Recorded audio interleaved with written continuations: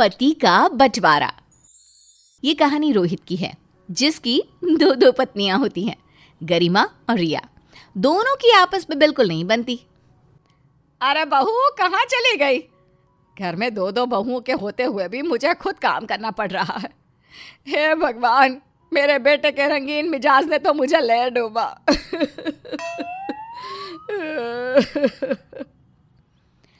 हाँ माँ जी, आपने बुलाया? अरे माँ जी, ये सब आप क्यों कर रही है? रिया कहाँ है? माँ जी, ये थोड़ी ना होता है कि हर बात पर आप मुझे ही बुलाती रहोगी। अरे वो भी तेरी तरह काम का बहाना मार के कहीं बाहर घूमने चली गई। वैसे तुम लोगों को ये नहीं लगता कि एक ही सास है तो जरा ख्याल रखे। माँ जी, सबकी एक ही सास होती है। इसमें कौन सी बड़ी बात है? वैसे माँ जी, मैं बाहर घूमने थोड़ी ना गई हुई थी, मैं तो सामान लेने दुकान पर गई थी। हाँ, सास तो एक ही होती है, लेकिन बहू कौन सा 10 होती है? वो भी तो एक ही होती है ना। तो मेरी किस्मत में 2 क्यों है? और कौन सा सामान मुझे तो नहीं दिख रहा।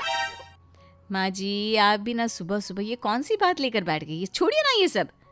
अच्छा माँ जी, मैं सोच रही थी कि कल इनके साथ जाकर अपनी माँ के घर होकर आती हूँ। माँ की तबीयत थोड़ी ख़राब है। अभी तक तेरी माँ की तबीयत ठीक नहीं हुई? हे भगवान, ये माँओं ने अलग परेशान कर रखा है।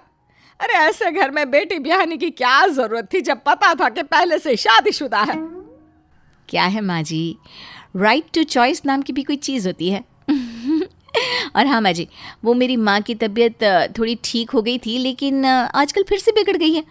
अगर कल एक बार मिलकर आ जाऊँ तो तसल्ली मिल जाए, और ये भी साथ चले तो माँ को अच्छा लगेगा ना।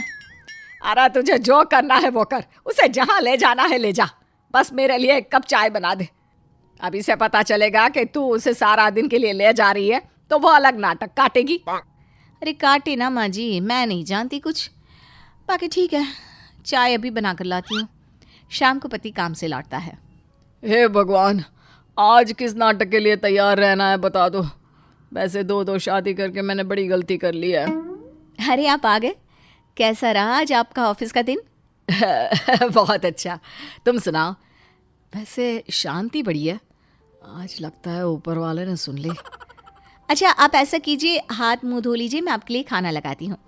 फिर याद है ना, आज रात हमें बात करनी है कि कैसे मेरा बिजनेस शुरू करना है। हाँ आपने वादा किया था आज का, भूले तो नहीं ना?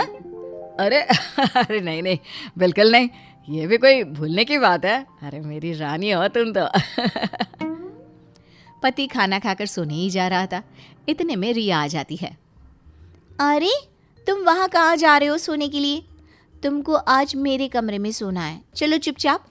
न जाने डायन कौन सा काला जादू कर देती है तुम्हारे ऊपर, जो तुम रोज गधी की तरह उसके कमरे में घुसे चले जाती हो। तुम्हारे कमरे में क्यों?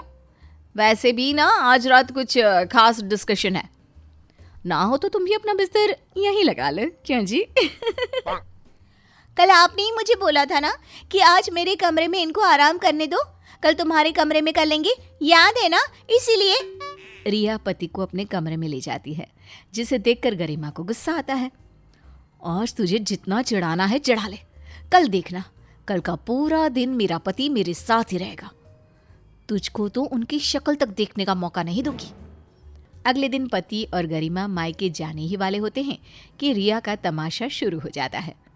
माँ जी, दीदी अकेले भी तो जा सकती है ना, रोहित को इनके साथ जाने की क्या जरूरत है? वैसे भी एक संडे होता है, उसमें भी ये दीदी के साथ निकल जाते हैं। मुझे कितना बुरा लगता है, कोई बात भी नहीं कर सकती। अरे क्यों नहीं कर सकती? और मेरी माँ बीमार है, उनको अपने दामाद को मिलने का बड़ा मन है, और कौन सा हर संडे मैं ले जाती हूँ? पिछले संडे तो तेरे साथ थे। अरे बोलिए ना, बोलते क्यों नहीं? हाँ सही सही, क्या क्या बोलना है? अरे बस कीजिए आप, मैं जानती हूँ माँ से मिलना तो एक बहाना है। आप रोहित को मेरे से दूर करना चाहती हो। आप इनको अपने साथ इसलिए ले जा रही हो ताकि आप इनके साथ आराम से टाइम बिता सको। अरे तुम जब ले जाओ वो ठीक, और आज मैं ले जा रही हूँ तो अकेले में टाइम बिताना वगैरह वगैरह। अरे बस करो तुम दोनों, जब देखो लड़ती रहती हो। क्यों रोहित, तूने ये 2 बीवी लाकर अपनी जवानी संभाली और मेरा बुढ़ापा खत्म कर दिया। काहे की जवानी माँ, देख तो रही हो मेरा हाल, इससे अच्छा था कि मैं कमा रही रहता। अरे तुम दोनों को लड़ना ही है तो मैं इससे बढ़िया ऑफिस के लिए निकल जाता हूँ, संडे के एक्स्ट्रा पैसे भी मिल जाएंगे। पति ऑफिस चला जाता है। रिया की बच्ची, ये सब तुम्हारी वजह से हुआ। मैंने क्या किया? मैंने तो सिर्फ सच कहा। आप भी तो ऐसा ही करती हो। अरे अच्छा है ना, एक्स्ट्रा पैसे, एक्स्ट्रा शॉपिंग। दोनों हंसते हुए वहां से निकल जाती हैं। ऐसे ही लड़ाई चलती रहती है और दोनों की लड़ाई के बीच पति पिसता रहता है। लेकिन एक दिन, तुम दोनों के रोज रोज के झगड़े से परेशान हो गया हूँ।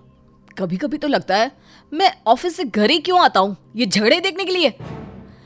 आप मुझ पर क्यों चिल्ला रहे हैं? मुझ पर भी क्यों चिल्ला रहे हैं? तो और क्या करूं, तुम दोनों ने पागल कर दिया है मुझे। कभी उसके पास कभी इसके पास। तुम दोनों आपस में मिलकर अपनी परेशानियां सुलझा क्यों नहीं लेती? मुझे बीच में घसीटना जरूरी है क्या? लड़ाई भी तो तुम्हारे लिए हो रही है ना। और भला कोई बीवी अपने पति को किसी दूसरी औरत के साथ देखने पर खुश रहेगी क्या? हम लोगों की क्या गलती है? अब 2 शादी की है तो परिणाम तो भुगतना ही होगा ना। आपने दूसरी औरत किसको बोला? दूसरी औरत मैं नहीं, आप हो। अच्छा, मेरी शादी पहले हो गई थी, मेरे पति को तुमने फंसाया है। हाँ, दूसरी शादी में दहेज और पैसा देखकर तुमने ही हाँ कहा था कि कर लो शादी। क्यों? तब नहीं दूसरी तीसरी का ख्याल आया? तुम दोनों फिर से शुरू हो गई। तुम दोनों खुद ही से तो शादी के लिए मानी थी ना, तो अब ये लड़ाई क्यों? शादी के वक्त तो खूब बोला था, अब करवा दीजिए शादी, हम दोनों सब संभाल लेंगे। तो अब क्या हो गया तुम दोनों को? माँ, ये वक्त दोनों के साथ बहस करने का नहीं है। आप बस उपाय बताइए इस परेशानी का, नहीं तो मैं पागल हो जाऊंगा। इसका तो बस एक ही उपाय है बेटा, वो है बंटवारा। क्या मतलब? तुम 15 दिन अपनी एक पत्नी के साथ रहोगे और 15 दिन दूसरे के साथ। बोलो मंजूर है तुम्हें? इन 15 दिनों में एक पत्नी दूसरे की जिंदगी में बिल्कुल दखल नहीं देगी और दूसरी पहली की जिंदगी में। हाँ माँ, मुझे मंजूर है। और तुम दोनों को? अगर तुम दोनों को मंजूर ना हो तो हम ऐसा कर सकते हैं कि मेरा बेटा तुम दोनों में से किसी के भी साथ ना रहे। नहीं माँ जी, मुझे मंजूर है। और रिया, तुम्हें? मुझे भी मंजूर है। ऐसे सास दोनों बहुओं में पति का बंटवारा कर देती है ताकि सभी शांति से रह सके।